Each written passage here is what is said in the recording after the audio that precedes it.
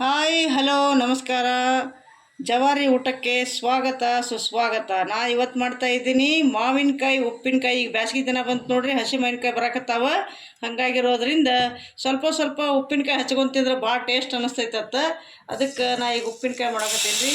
ಜೀರಿಗೆ ಮತ್ತು ಬೆಳ್ಳುಳ್ಳಿ ಎರಡೂ ಕೂಡಿಸಿ ಕುಟ್ಟಿನ್ರಿ. ಇದನ್ನು ಮತ್ತೇನು ಹಾಕಂಗಿಲ್ಲ ರೀ. ಅದಕ್ಕೆ ಭಾಳ ಟೇಸ್ಟ್ ಬರ್ತೈತಿ. ಬೆಳ್ಳುಳ್ಳಿ ಸ್ವಲ್ಪ ಕೆಂಪಾಗೋ ತನಕ ಹುರ್ಕೊಳ್ಳೋದ್ರಿ.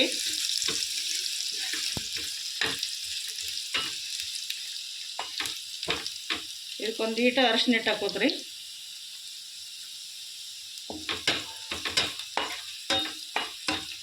ಇದನ್ನು ಬಂದ್ ಮಾಡಿ ಖಾರ ಹಾಕೋದ್ರಿ ಸ್ವಲ್ಪ,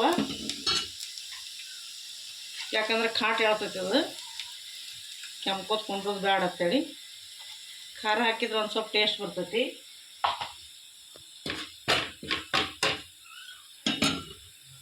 ನಂತರ ಏನು ಕಟ್ ಮಾಡ್ಕೊಂಡಿದ್ದೇವೆ ನೋಡ್ರಿ, ಅವು ಮಾವಿನಕಾಯಿ ಹಾಕ್ಕೊಳ್ದು.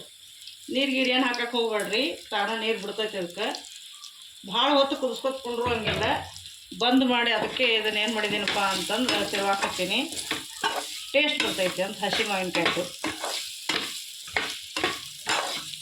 ರುಚಿಗೆ ತಕ್ಕಷ್ಟು ನಿಮಗೆ ಬೇಕಂದ್ರೆ ಉಪ್ಪು ಹಾಕೋರಿ. ನಿಮ್ಗೆ ಖಾರದಾಗ ಉಪ್ಪು ಇದ್ದಿದ್ದಿಲ್ಲ ಅಂತಂದ್ರೆ ಸ್ವಲ್ಪ ಉಪ್ಪು ಹಾಕಿರಿ. ಭಾಳ ಎಣ್ಣೆ ಅವಶ್ಯಕತೆ ಇಲ್ಲರಿ. ಅದಕ್ಕೆ ಸ್ವಲ್ಪ ಎಣ್ಣೆ ಒಳಗೆ ಮುಗಿತೈತಿ.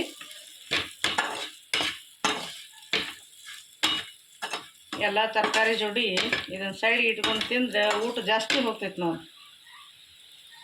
ಇಷ್ಟ ಮತ್ತೆ ಏನೂ ಇಲ್ಲ. ಸಿಂಪಲ್ಲಾಗಿ ಉತ್ತರ ಕರ್ನಾಟಕದೊಳಗೆ ಇರುವಂತಹ ಇದೊಂದು ಮಾವಿನಕಾಯಿ ಉಪ್ಪಿನಕಾಯಿ ಮುಗೀತು. ಇಟ್ಟ ತಿರುಗಾಡಿ ಇಟ್ಬಿಡುದು ನೋಡ್ರಿ. ನಿಮಗೆ ಈ ಮಾವಿನಕಾಯಿ ಉಪ್ಪಿನಕಾಯಿ ಇಷ್ಟ ಆಗಿತ್ತು ಅಂತಂದ್ರೆ ಲೈಕ್ ಮಾಡಿರಿ, ಶೇರ್ ಮಾಡಿರಿ ಮತ್ತು ಕಮೆಂಟ್ ಮಾಡಿರಿ.